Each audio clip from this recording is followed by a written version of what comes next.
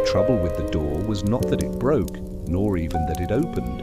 It was that it chose its moment. Flaxmere, being the sort of English market town that preferred disruptions to occur between 9 and 5, had no ready explanation for a municipal door swinging inward at 3:30 on a Wednesday morning, when even the insomniacs had agreed to keep their thoughts to themselves. The rear entrance of the municipal rooms was not an important door. It opened onto a narrow service lane that smelt faintly of damp cardboard and overripe apples from the greengrocer's bins. No one of consequence used it. Councillors arrived. At the front, beneath the faded civic crest, and brides posed there for photographs, squinting bravely into the light.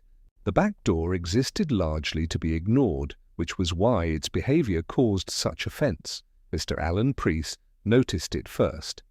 This was not because he was vigilant by nature, but because he was awake. He had been awake, in fact, since 1:45, lying in bed considering whether the sound he could hear was his heart or the central heating. When he rose to make tea, he glanced, as he always did, from his kitchen window towards the municipal rooms, reassured by their dark solidity. On this occasion, the reassurance was incomplete. A slice of light lay on the lane where light should not have been. Mr. Preece did not panic. Panic, he felt, was for larger towns. Instead, he stood very still, mug warming his hands, and tried to think of a reasonable explanation. The caretaking staff sometimes arrived early, though never this early. There might be a delivery, though nothing had been delivered there since the jumble sale tables were returned in April. It occurred to him that it could be a trick of reflection, but reflection did not usually involve the clear outline of a door ajar. By 4 o'clock he had informed the police, apologizing twice during the call. By 4:15, Sergeant Hemsley had arrived, buttoning his tunic and looking faintly resentful of the hour. He examined the door without touching it, as though it might apologize of its own accord. It did not. The lock showed no damage. The hinges were intact. The door had simply been opened and left that way, a fact that seemed to irritate the sergeant more than any sign of force might have done. Inside, nothing appeared disturbed. The notice boards were orderly, the stack of plastic chairs undiminished, the smell of polish and old paper undisturbed. The sergeant walked the length of the hall, his footsteps sounding louder than they should have, and returned to the door with a frown that suggested the building had failed to cooperate. He closed it firmly, tested the handle, and closed it again for emphasis. By breakfast time, the door had been discovered for a second time, this time by Mrs. Dalloway from the florist's, who arrived early to arrange the window display. She did not know it had already been closed once, and this duplication would later complicate matters. She screamed briefly, recovered herself, and told 3 people before 8:30 that the municipal rooms had been interfered with. Interference was a word Flaxmere understood. By 9 it had acquired a variety of meanings. Some said there had been a break-in. Others hinted at youths, though none could name which youths or why. One gentleman suggested foreign tourists, an idea that gained no traction but satisfied him personally. The councillors, summoned by 10, stood in the hall and looked at one. Another with the air of people who felt they were being tested. Inspector Purbright arrived just before 11, having finished a matter involving a missing garden gnome that had required sensitivity. He was a neat man, inclined to listen more than speak, and he walked the lane slowly, observing the way the door sat in its frame, as though it had been waiting for comment. He did not ask why it had been opened. He asked who usually locked it, and who checked it, and whether anyone could recall a time it had been left open before. Answers came readily and inaccurately. Everyone remembered something. Everyone remembered differently. Purbright nodded, thanked them, and wrote very little down. He stood for a moment in the doorway, neither inside nor out, and considered the habit people had of believing doors behaved themselves unless persuaded otherwise. Then he stepped back, allowed it to be closed once more, and said nothing at all about the hour it had chosen to open. By 7 o'clock, Flaxmere had decided that the door meant something, though no one agreed precisely what. The bakery queue treated it as a warning, the sort that arrived quietly before worse things followed. Mrs. Chatterton said so, and because. She said many things with conviction. Several people nodded while reaching for change. Others preferred nuisance over menace. Doors, after all, could be careless, especially municipal ones. The argument was conducted in lowered voices, as if the door might overhear and object. Everyone spoke as though they had been awake when it happened, though most had only learned of it when told, and their memories obligingly rearranged themselves to suit the telling. In the cafes the talk sharpened. Cups paused halfway to lips as theories were tested and abandoned. Someone remembered seeing a bicycle in the lane the previous afternoon, which became, by repetition, a bicycle lingering suspiciously. A woman, who had once locked the hall for a whist drive, announced that the door always stuck, except when it didn't, which suggested interference of a knowing kind. Men who had never been inside the municipal rooms discussed its vulnerabilities with surprising fluency. Each account borrowed confidence from the last, until uncertainty itself sounded deliberate. By the time shops opened, the language had shifted again. It was no longer merely odd, but disrespectful. The building belonged to the town, and the town disliked being treated casually. Councillor Bream, overheard near the hardware counter, remarked that standards were slipping everywhere. This remark was received as wisdom rather than observation. The door became a symbol, convenient and vague. People recalled other small breaches that now seemed connected: a litter bin overturned, a notice removed, a light left burning. None of these had troubled anyone before. Inspector Purbright heard none of this directly, though fragments reached him in altered form. Sergeant Hemsley relayed comments with the careful emphasis of a man passing on weather reports. Purbright listened, asking only where the speakers had been standing and whom they had been talking to. He did not correct the inflation of detail. He had learned that gossip, left to expand, often collapsed under its own weight. What interested him more was how quickly certainty had arrived and how little it relied on fact. He returned to the lane shortly after 8, when it was busiest with speculation and light with purpose. People glanced at the door, then away, as if embarrassed by their curiosity.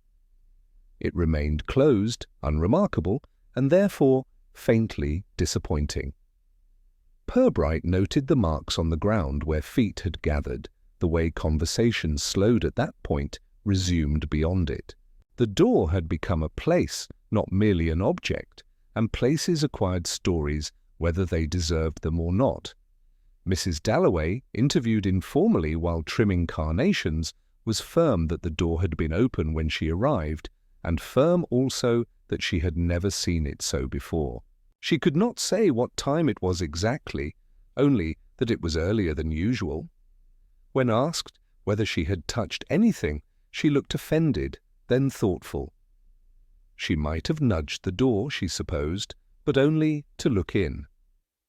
This admission worried her, and she repeated it several times, each with less certainty. Elsewhere, the caretaker's name surfaced and sank again. He was devoted, everyone agreed, though devotion could express itself strangely. Someone recalled a complaint, another a raised voice, a third a misunderstanding now generously forgiven. None of this suggested action, but it encouraged direction. Purbright observed how easily the town leaned towards explanation over patience. Doors, like people, were expected to behave, and when they did not, someone must answer for it. By the end of the morning, Flaxmere had settled into a comfortable unease. The door was locked, the hall secure, and yet something remained ajar in conversation. Purbright sensed that whatever had happened was already being reshaped to suit older narratives, and that the truth, when it came, would have to step carefully through them.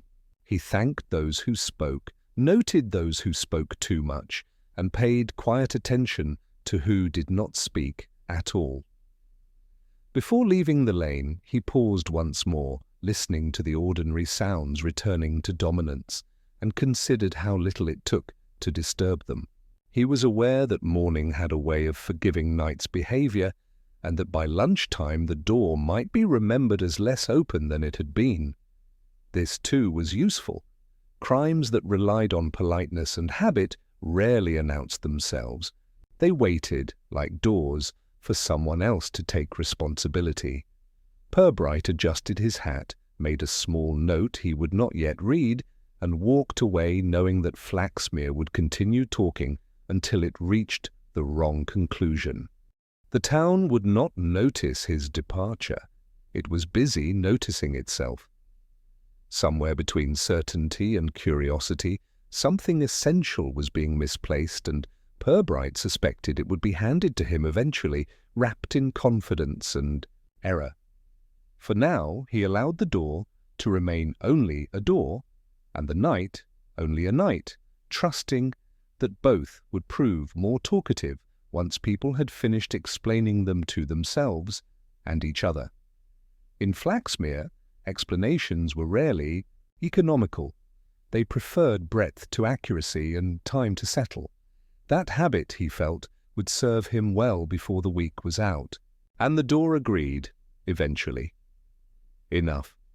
Inspector Purbright began his inquiries where conversation was longest. He asked for tea, accepted it as if it mattered, and sat down. People relaxed when seated. They talked about weather first, then doors, then themselves, in that order, supplying detail they felt had been overlooked by everyone else present there. He visited the caretaker first, not because suspicion required it, but because routine encouraged it. Mr. Spaulding spoke carefully, pausing to remember dates that did not matter. He explained locks, checks, habits, and pride, all delivered with the earnestness of a man defending tidiness rather than innocence itself, quietly there. Purbright listened, nodded, and asked when the last inspection occurred. The answer arrived twice, adjusted slightly each time. Nothing about the door troubled Mr. Spaulding as much as the suggestion of oversight. He resented the implication that anything under his care could act independently without comment, ever, really, at all. From there he went to counsellors who preferred to stand. Standing gave them authority. They explained responsibilities with practiced fluency, agreeing on outcomes while disagreeing on details. Purbright thanked them individually, a gesture that encouraged separate recollections and slightly different emphases, all offered confidently and without awareness whatsoever then present. He allowed digressions, even welcomed them. Long answers hid small contradictions, and small contradictions mattered. One counsellor mentioned checking the door after a meeting that had not occurred. Another insisted keys were unique, then corrected himself politely. Purbright wrote nothing, which unsettled them more than notes ever did before today. In shops and kitchens he asked questions that sounded idle. What time did you arrive? Did you hear anything? Who usually notices such things? People answered generously, correcting one another mid-sentence. Timelines grew elastic. Purbright smiled apologetically, allowing confusion to settle until it became someone's responsibility at last, there then. By midday he had collected stories rather than facts. Each speaker believed themselves helpful, each supplied motive unintentionally. The door was mentioned less than feelings about it. Embarrassment, irritation, and mild outrage clung to accounts, shaping memory. Purbright noticed tone before content, and content before sequence consistently, always there too. One name surfaced repeatedly without accusation. Mrs. Linton, who lived nearest the lane, had strong opinions about noise and order. Purbright called politely. She spoke at length, with precision. She had heard nothing unusual, she said, then described several sounds she disliked generally at night, mornings, evenings too. There, always. Purbright asked her to repeat the time she went to bed. She obliged, improving it slightly. He thanked her, admired her curtains, and left. Outside, he adjusted his watch without looking at it. The lane was quiet, yet expectation seemed to hang there, waiting patiently, still, now, somehow, quietly, alone. By early afternoon, Purbright possessed a pattern, incomplete but suggestive. Everyone had spoken, no one had listened. The door remained, obediently closed, its moment passed. He sensed that the truth lay not in entry, but in anticipation, and that someone had arrived early for reasons unrelated to crime, entirely there. By the afternoon, the town had grown tired of uncertainty and reached instead for something familiar. Suspicion, once settled, offered relief. It allowed conversation to relax, voices to lower, and faces to resume their usual expressions of mild judgment. Flaxmere selected its culprit with the quiet efficiency of long practice, and did so without malice, which made the choice all the more persuasive. The caretaker was not accused outright. That would have been unkind. Instead, his name was accompanied by sympathetic phrases and concerned pauses. He worked hard. He took pride. He had been under strain lately. Everyone knew someone who, under strain, might forget a door. Forgetting was forgivable. Forgetting at 3:30 was unfortunate, but still comprehensible. It did not suggest wickedness, merely tiredness, and tiredness was respectable. Sergeant Hemsley found the explanation practical. It required no expansion of resources, no embarrassment to counsellors, and no unsettling questions about who wandered lanes at night. He spoke to the caretaker again, this time with gentle firmness. The man listened carefully, nodded often, and apologized before any direct accusation arrived. His relief was obvious. Relief, in Flaxmere, was frequently mistaken for guilt. Inspector Purbright attended the conversation without interrupting. He watched how the caretaker accepted responsibility in stages, adding detail to support it. He mentioned checking the door earlier than usual, then later than usual, then not remembering exactly. Each adjustment brought the story closer to something believable. Purbright noted how quickly a narrative became easier once someone volunteered to carry it. By evening, the counsellors were satisfied.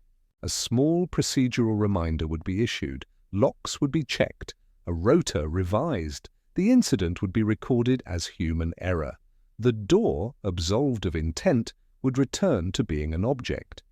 The town preferred this. Intent complicated things. Error could be filed.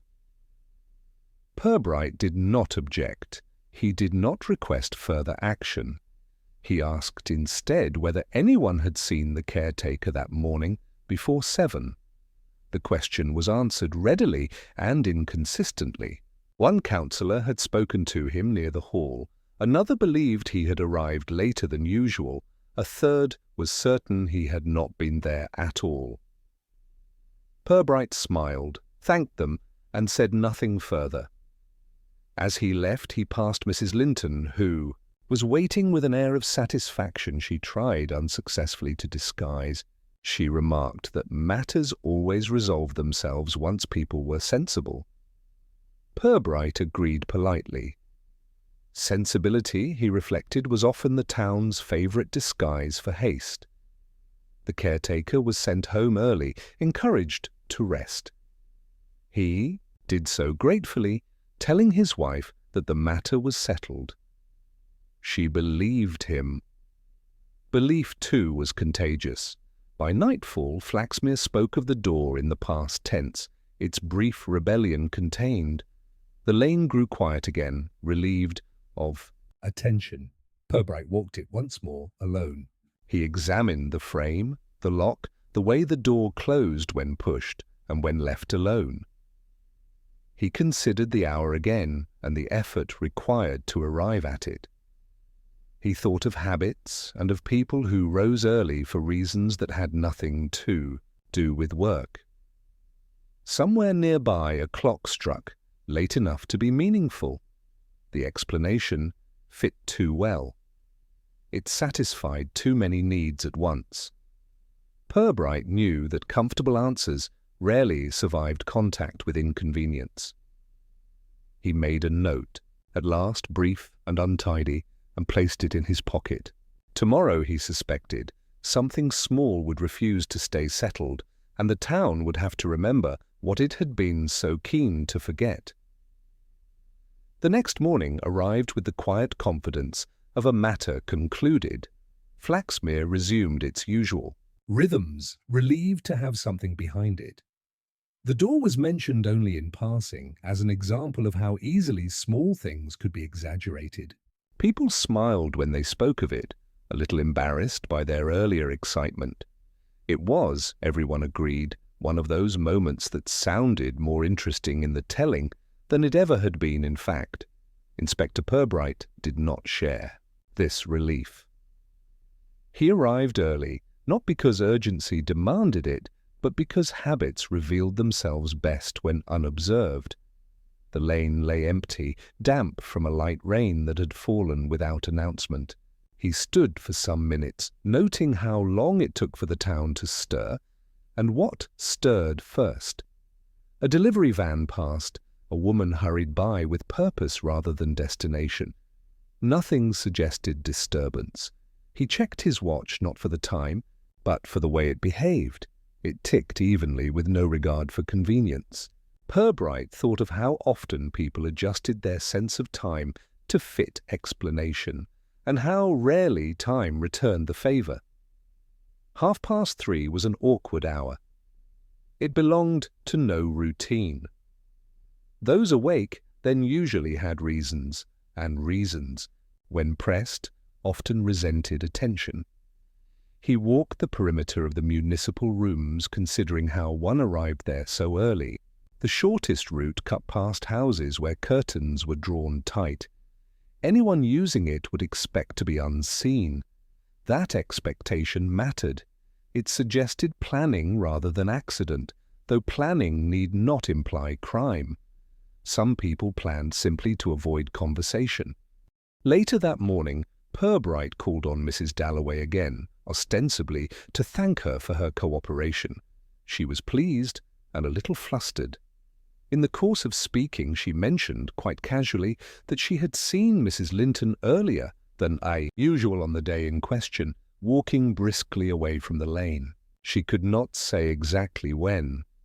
Early, she thought, earlier than she herself had arrived. This detail had not appeared before, perhaps because no one had thought it useful.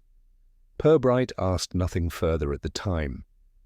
He thanked her and left, storing the remark carefully. Timing, he knew, was a social construct as much as a measurement. People described it emotionally. Early meant unexpected, late meant inconvenient. Exactness was reserved for occasions when it served someone's interest. He visited Mrs. Linton again that afternoon. She received him coolly, as one did when cooperation had already been given. He asked her about her routines, and she described them with pride. Early to bed, early to rise, order maintained by consistency. Purbright listened, then asked when she usually opened her curtains. She answered without hesitation. When he asked how she knew the time so precisely, she paused. "The clock in the kitchen," she said. It ran fast, but she allowed for that. Purbright thanked her and made no comment. Outside, he considered the allowance people made for small inaccuracies, and how confidently they spoke once allowance had been named. A fast clock was useful. It explained punctuality and excused haste. It also blurred recollection, just enough to be dangerous. By the end of the day, the caretaker's explanation remained intact, but it had begun to feel less complete. The hours around the incident had grown crowded. People had been awake who claimed otherwise. Movements overlapped inconveniently.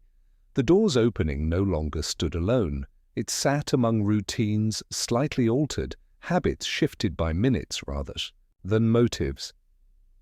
Purbright returned once more to the lane at dusk. He stood where the light would have fallen, imagined its presence against darkness, and considered who might notice such a thing, and who might not. Some people watched for disruption. Others caused it without realizing. Timing was often mistaken for intent, and intent for malice. As he left, he heard the door close behind him with a sound that was neither loud nor apologetic. It settled easily into its frame, as though it had never misbehaved. Purbright allowed himself a small, private smile. Doors, he reflected, rarely acted alone. They waited for someone to arrive early or stay late, or simply believed that no one else was watching the clock. Respectability in Flaxmere expressed itself through irritation rather than anger, and once the door had been explained away, those irritations emerged with renewed confidence. People began speaking less about what had happened and more about what ought not to have happened, generally, which was a safer subject. Minor grievances, long restrained by politeness, found fresh opportunity. The lane was mentioned as untidy. The municipal rooms were said to encourage unnecessary traffic. Early mornings themselves were criticized, as if they had chosen to arrive.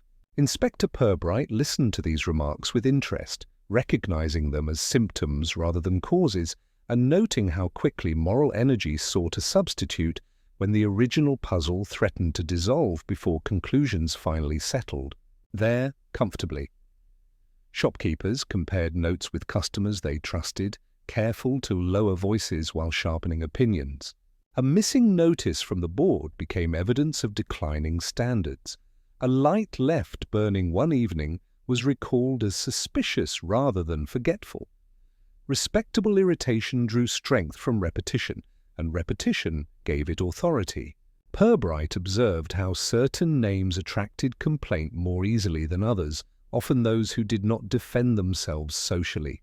Small-town life, he reflected, ran on unspoken hierarchies of tolerance. Some people were permitted eccentricity, while others were corrected for breathing too loudly. The door had opened more than timber. It had loosened these balances, allowing resentment to circulate without admitting its source in ways that felt justified, natural, and strangely overdue to everyone involved by mutual, unspoken agreement across town, quietly. Purbright spent the afternoon walking rather than questioning, allowing irritations to lead him instead. He noticed where complaints clustered and where they avoided altogether. Certain houses attracted comment, others silence. He observed who was excused for habit and who was judged for deviation. In this way, grievances mapped themselves onto geography. Mrs. Linton's name appeared frequently, never harshly, but always with implication. She was particular. She expected standards. These qualities were praised and resented in equal measure. Purbright understood the danger of respectability when allied with certainty. It allowed people to believe they acted for the common good while pursuing intensely personal comfort. Such motives rarely announced themselves, preferring instead to dress as civic duty and neighborly concern without inviting scrutiny or contradiction from anyone inclined to notice closely now. The irritation soon found focus in committees and informal gatherings where authority could be rehearsed without responsibility. Councillor Bream convened a brief discussion that achieved consensus quickly by avoiding detail. The caretaker's lapse was cited again, gently but firmly, as a reminder of why procedures mattered. No one mentioned hours or routes or reasons for being awake. Those questions felt unnecessary, even impolite. Purbright attended, listened, and declined to contribute. He sensed that the irritation required an ending, and endings, once chosen, discouraged curiosity. The town wanted the matter complete, not explained, and that preference itself shaped what could safely be said aloud without threatening the careful equilibrium of its daily relationships and long-standing, mutually reinforced assumptions held. Locally, dear? Privately, Purbright considered how irritation often preceded action more reliably than passion. People rarely committed offences from rage in places like Flaxmere. They acted from correction, from the desire to restore order, they understood it. He reviewed conversations in his mind, noting who spoke of rules and who spoke of inconvenience. He thought again of the hour, the chosen moment when sleep dulled resistance and observation thinned. Respectable irritation, combined with opportunity, could produce behavior that surprised even its author. Such acts were performed briskly, decisively, and followed by absolute conviction of propriety. They were rarely confessed because confession required doubt, and doubt felt unnecessary once order appeared restored, especially to those accustomed to being obeyed without question locally. He also considered the caretaker again with sympathy untainted by belief. The man had accepted blame too easily, as if relief itself had value. That willingness protected others by closing conversation early. Purbright knew how often the respectable relied upon such willingness, mistaking it for truth. In Flaxmere, apology carried weight, sometimes more than accuracy. Meanwhile, small irritations continued circulating, attaching themselves to new targets as needed. A parked car, a barking dog, a lighted window. None were serious, yet all suggested vigilance. Vigilance, Purbright reflected, was the town's preferred form of aggression, polite, persistent, and difficult to challenge without appearing unreasonable to neighbors who valued harmony while quietly enforcing personal boundaries shaped by habit and comfort rather than any shared moral philosophy openly discussed within the town itself daily. By evening, Purbright sensed movement beneath the surface of contentment. The explanation held, but it chafed against too many small truths. Respectable irritation had provided cover, but cover thinned with use. He expected a second disturbance, not dramatic, but inconvenient enough to reopen mouths that had closed. People who corrected others often resented being corrected themselves. The town had applied order without listening, and listening had a habit of returning unexpectedly. As dusk settled, Purbright made his notes carefully, aware that tomorrow's conversations would carry sharper edges and that irritation, once stirred, rarely settled where it was first directed, especially when justified by custom, comfort, and a belief in one's own decency, shared widely but questioned quietly by very few. He left the lane as lights appeared in windows, each suggesting a separate certainty. Somewhere among them, Purbright believed, lay the cause of the door's impatience. Not malice, perhaps, but correction delivered without invitation.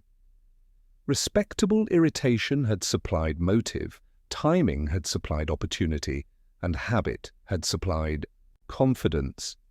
Tomorrow he would wait for the town to irritate itself again, because repetition revealed purpose. For now he allowed Flaxmere its calm, knowing it rested on unresolved adjustments. Doors could be closed, but moments could not. They lingered, remembered unevenly, and returned disguised as routine, until someone polite enough asked the wrong question at exactly the wrong time, while everyone else remained certain the matter had already ended satisfactorily and required no further thought or attention from respectable, settled citizens of Flaxmere. The second disruption did not announce itself as such. It arrived without drama, without raised voices or flashing lights, and for several hours went unnoticed by anyone inclined to look for meaning. That, in Flaxmere, was how things usually began when they were destined to matter.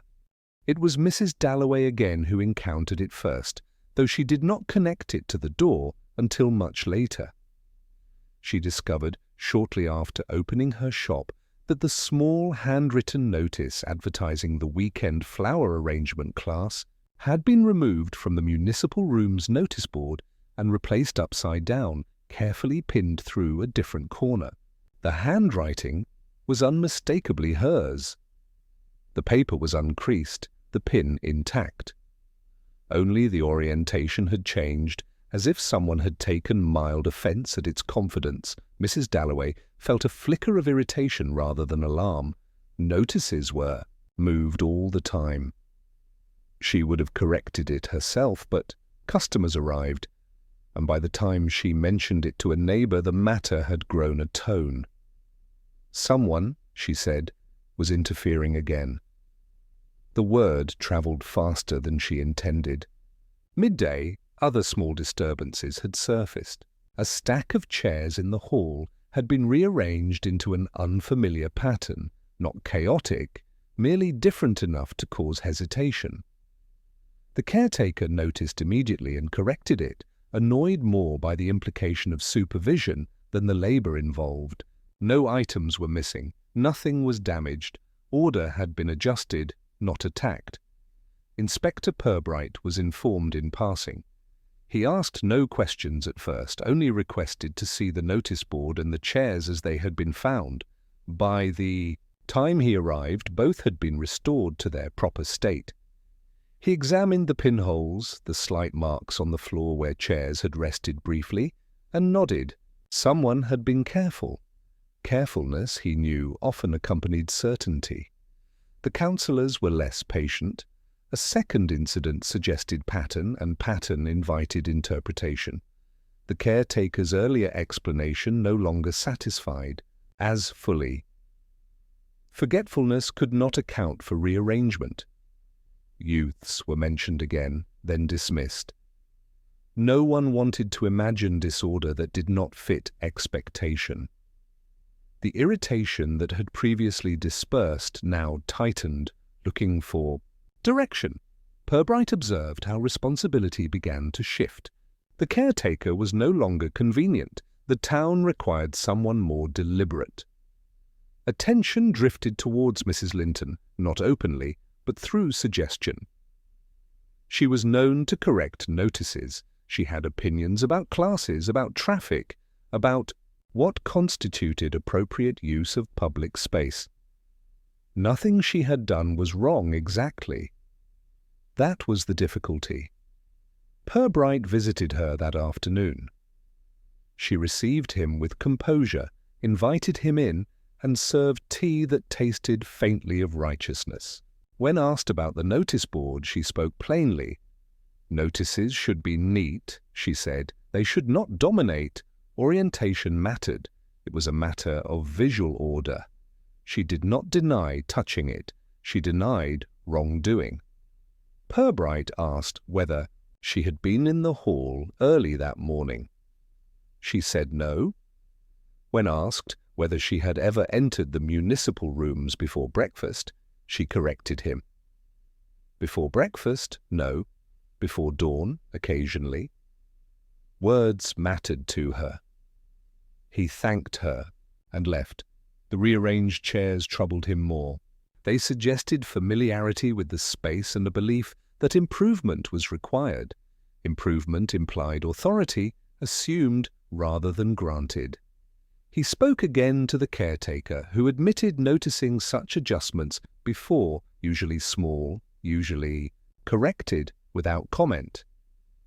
He had assumed they were councillors. Councillors assumed they were staff. No one had thought to ask. By evening, the second disruption had unsettled the earlier consensus. The door no longer stood alone. It had been joined by intention, quiet and persistent. Purbright considered how such acts might escalate if unchecked, not towards violence, but towards certainty. People who corrected silently rarely stopped once. They began. He returned to the lane at dusk. The door remained closed. The light was gone. Yet something felt unfinished. He imagined the satisfaction of setting things right while others slept, the pleasure of arriving early to avoid disagreement. Respectable irritation had found expression, and expression invited repetition. As he left, Purbright made another note, longer this time. The second disruption had not contradicted the first, it had clarified it. The door had not waited until morning because someone had not wanted it to. Correction, he reflected, was often impatient. Inspector Purbright did not discuss his conclusions with anyone, not because he distrusted them, but because conclusions altered once spoken. He preferred them unvoiced, allowed to settle like dust, until their outlines became unavoidable. That evening he returned to his office, closed the door with unnecessary care, and arranged his notes into an order that satisfied him without explaining anything. The act was private and faintly indulgent. It reminded him that understanding was not a communal achievement, though it often pretended to be one. He considered Flaxmere as a system of habits rather than a collection of individuals. The town functioned on assumptions made politely and, corrected rarely. People expected things to be where they belonged, at the time they belonged there, and felt personally unsettled when this was not so. That discomfort, he believed, explained more behavior than anger ever did. It was easier to correct quietly than to complain openly. Easier still to believe that correction was a service rather than a trespass. The door, the notice, the chairs, each act shared a quality of tidiness. Nothing had been damaged, nothing taken. The disruptions improved order according to a particular standard. Purbright recognized the danger of improvement pursued without permission. It allowed the improver to feel virtuous while denying others the opportunity to object. That denial, he suspected, was the true motive. Silence was efficient. He thought again of Mrs. Linton's precision, her language shaped carefully to avoid accusation while implying authority. Words mattered to her. So did timing. Before dawn was not before breakfast. Fast clocks were adjusted internally. Such habits revealed an individual accustomed to self-regulation, confident enough to revise reality to maintain consistency. Purbright did not judge her harshly for this.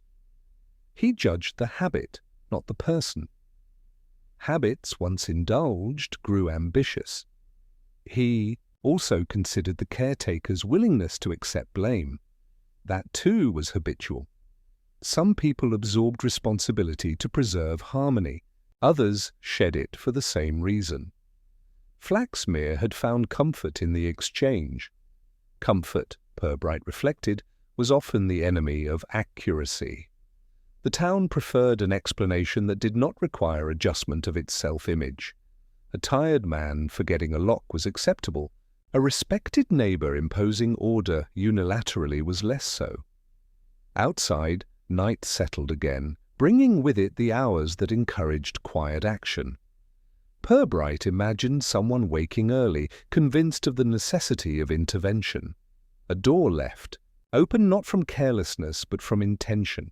Light applied to darkness, not to illuminate, but to assert presence. The act would feel justified, even helpful.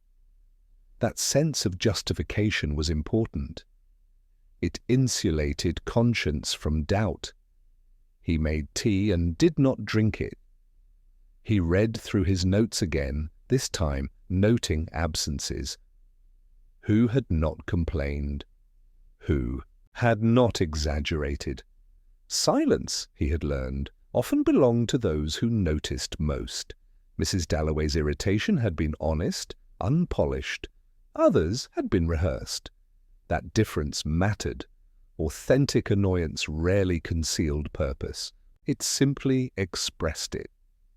Purbright wondered whether the second disruption had been meant as reassurance rather than provocation, an attempt to remind the town that someone was watching, correcting, improving.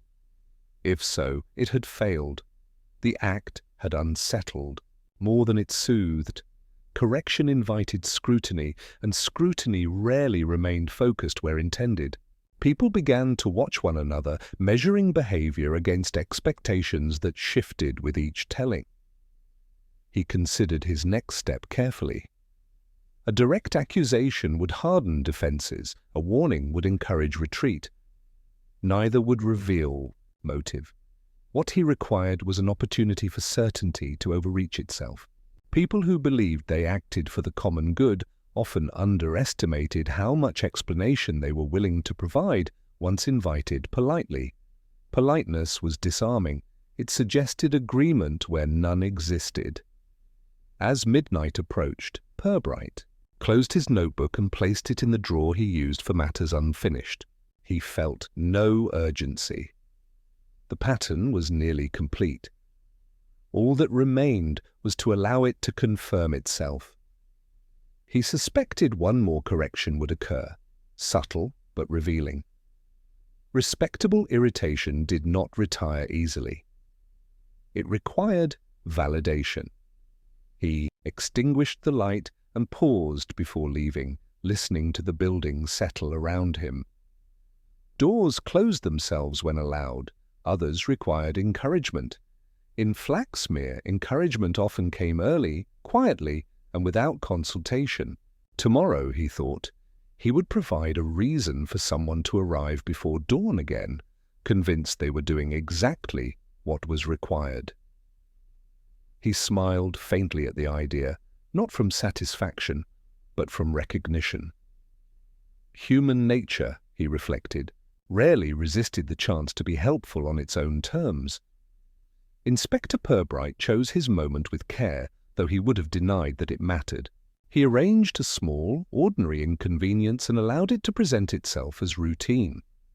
A notice was placed on the municipal rooms board announcing a brief inspection of locks and lighting, scheduled to occur before opening hours.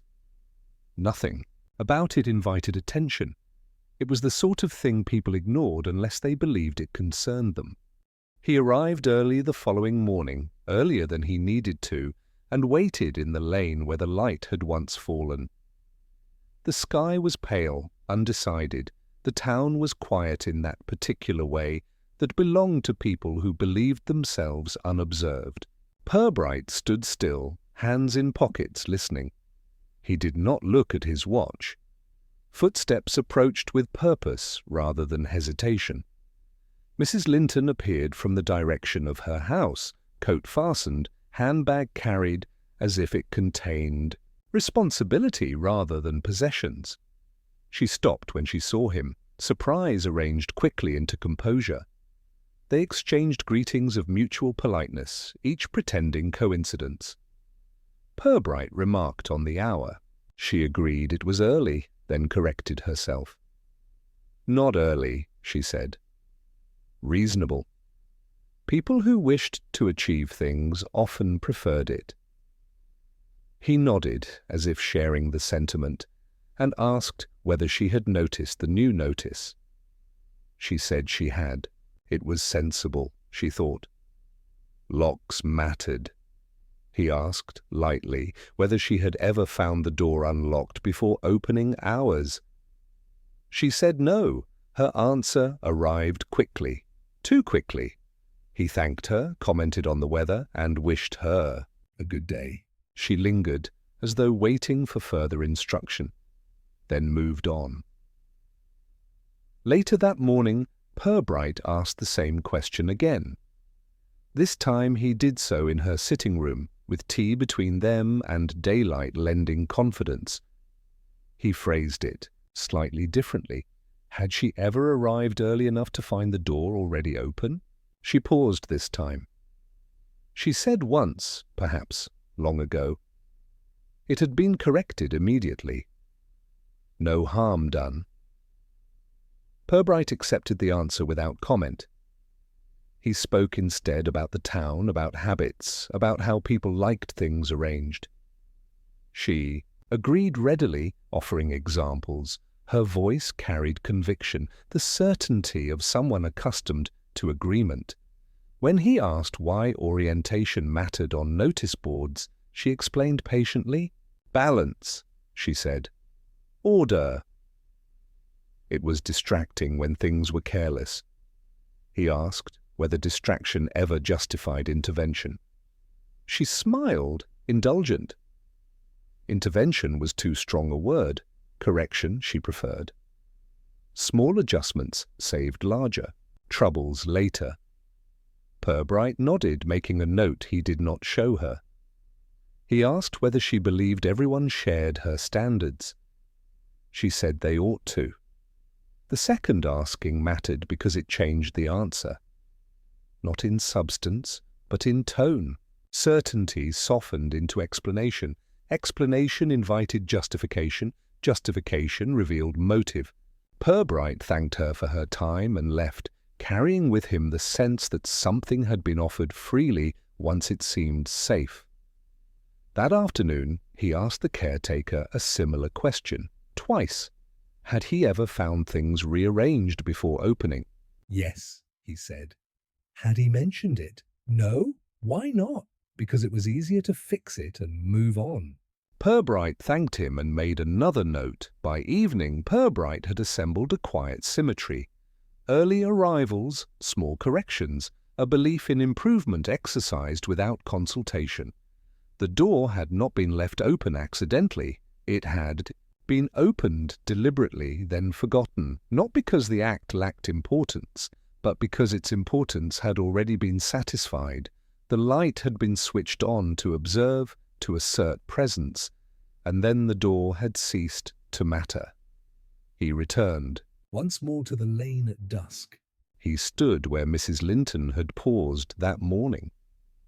From there, one could see the notice board through the glass.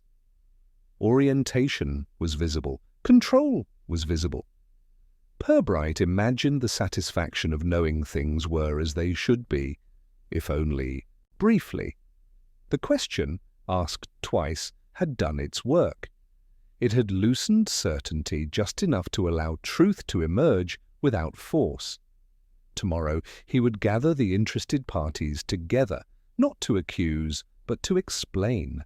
Explanation, he knew, was often more unsettling than blame. For now he allowed the town another night of quiet, knowing that quiet, like order, was often temporary when imposed rather than agreed.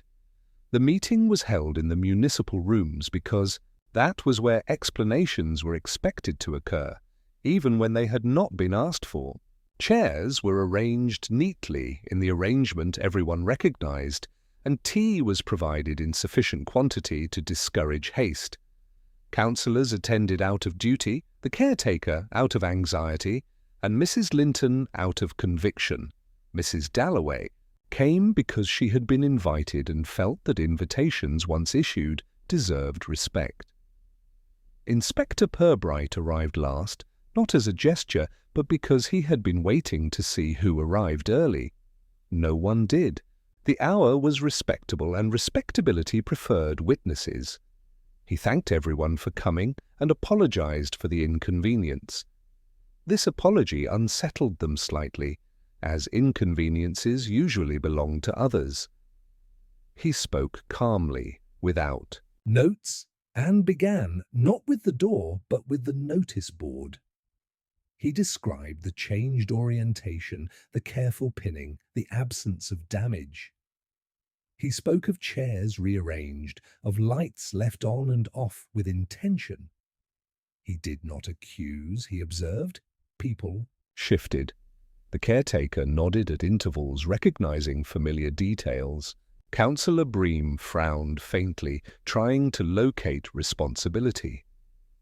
Mrs. Linton listened attentively, hands folded, prepared for agreement. Purbright spoke next of timing, of early mornings, of habits that placed people in lanes when others slept. He remarked on how useful such hours were for quiet correction. No one interrupted him. He allowed the silence to grow, then filled it gently with the story of the door. How it had been opened, not forced. How the light had been switched on, not left burning accidentally. How the act suggested purpose rather than neglect. Mrs. Linton smiled slightly as if at a misunderstanding about to be clarified. Purbright turned to her then politely. He asked whether she believed it was helpful to ensure public spaces reflected proper standards at all times. She said yes, without hesitation. He asked whether she felt a sense of responsibility towards the town's order. She said she did. It was important, she felt, that standards did not slip simply because people were inattentive. He nodded and thanked her. He did not contradict her. Instead, he explained how such responsibility, when exercised privately, could create confusion. How others, finding corrections already made, assumed authority where none had been granted.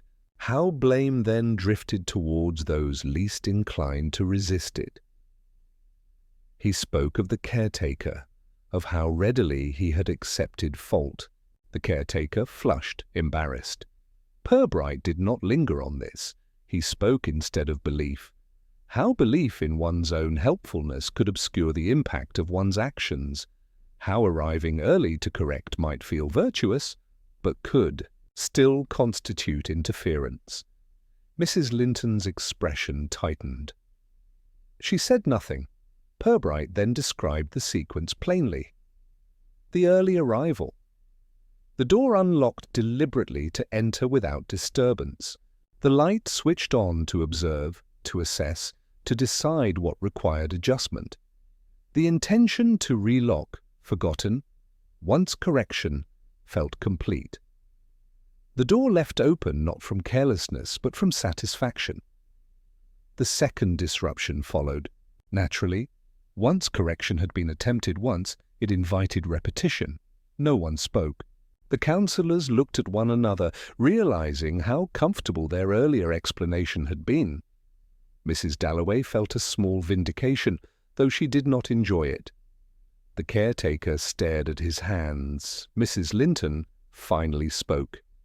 She said she had meant no harm. Purbright agreed. Harm, he said, was not required for responsibility. She said she had only wanted to help. He agreed again. Help, he said, was often defined by the helper. She said standards mattered. He agreed once more and added that so did consent. The explanation had not been requested because the town had already decided it did not need one. That, Purbright suggested gently, was why it mattered. Silence had allowed certainty to settle. Prematurely, the door had opened not just physically but socially. It had revealed how easily correction replaced conversation. He concluded without drama. No charges would be brought, no formal reprimand issued. The matter would be recorded accurately. Procedures would remain unchanged. What would change, he hoped, was the understanding that improvement undertaken alone could still be a trespass. Mrs. Linton rose stiffly. She said she would be more careful. Purbright believed her. Carefulness, he suspected, would now include awareness of others. Whether that awareness would last remained to be seen. As they left, conversation resumed in subdued tones. No one thanked Purbright explicitly. Explanations rarely earned gratitude, especially when they disturbed comfort. He gathered his hat and stepped aside, allowing the room to empty. Once alone, he looked at the door. It was closed, as it should be. He touched the handle lightly, not to test it, but to acknowledge it. Doors, he reflected, rarely asked for attention. They simply responded to those who assumed authority over them. Outside, the lane was quiet again. Flaxmere would resume its routines, slightly altered. The explanation would be discussed, reinterpreted, softened. Some would remember it differently. That was acceptable. The truth had been placed carefully, without force. What the town did with it was its own affair. Purbright walked away, satisfied not by resolution, but by clarity. The explanation no one had requested had been given, and that, he believed, was enough. After closing time, Flaxmere returned to itself with a care that suggested practice. The municipal rooms were locked, lights extinguished in the proper order, and the lane resumed its status as a place passed through rather than considered. People spoke of the meeting briefly, then not at all. Explanations, once delivered, were folded away like programs from events no one wished to remember attending. Mrs. Linton adjusted her routine subtly. She did not announce the adjustment, nor would she have described it as such. She still rose early, still walked with purpose, but she paused more often. She noticed doors rather than opening them. When she passed the notice board, she read without correcting. These acts cost her effort. Correction had always been a form of comfort. Restraint required attention. Attention, she discovered, was tiring. The caretaker returned to his work with visible relief. He locked and checked with renewed diligence, though he had never been careless. People nodded to him more readily now, as if compensating for something not said. He accepted this without comment. Acceptance, he had learned, was easier than explanation. Occasionally he paused in the hall, noticing how chairs sat, how silence settled. He no longer assumed that order had been disturbed by accident alone. Mrs. Dalloway told the story once, then stopped. Vindication had tasted weaker than she expected. She rearranged her flowers instead, finding satisfaction in colour that asked no permission.